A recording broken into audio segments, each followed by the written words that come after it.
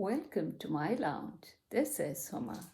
This is the concluding part of my vlog on Hudood laws of Zina and Qazaf from my series on gender-based discriminatory laws of Pakistan.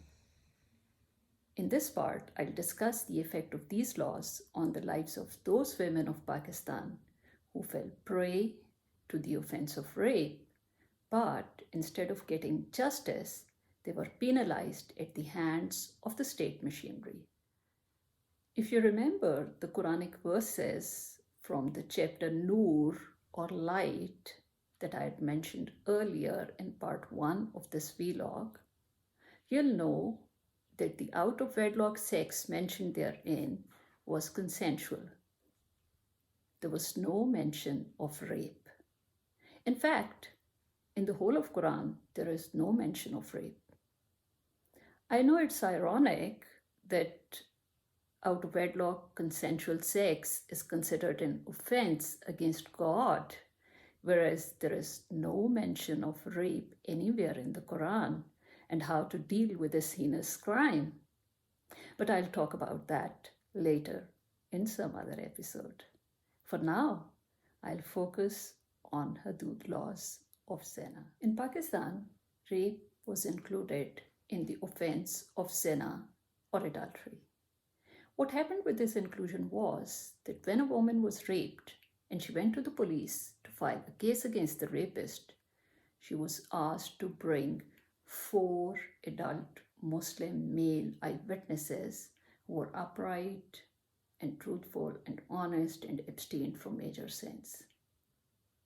And being eyewitnesses who had seen the actual act of penetration. If a woman could not bring those witnesses, as no one could, or no one did, then her own statement was taken as a confession of adultery and she was sentenced accordingly. The logic was that no eyewitnesses meant that there was no rape.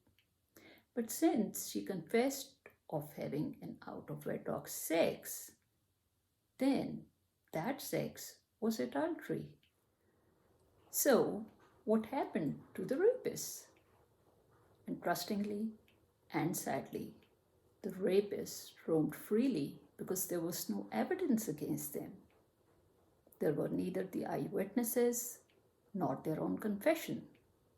On the other hand, the victims could not only be punished for having out-of-wedlock sex, but also for falsely accusing a man for rape under the law of Qazaf. Different NGOs, different human rights NGOs like Shirkat Ka and Women Action Forum stood against the law of Zina, and ultimately in 2006, this law was partially repealed and the offense of rape was taken out of this law. Even now, the evidence of women is not accepted in Hudood laws, but the nightmare for inclusion of rape in this law is over. With this, I conclude not only this part, but the series on gender-related issues, gender-related discriminatory laws of Pakistan.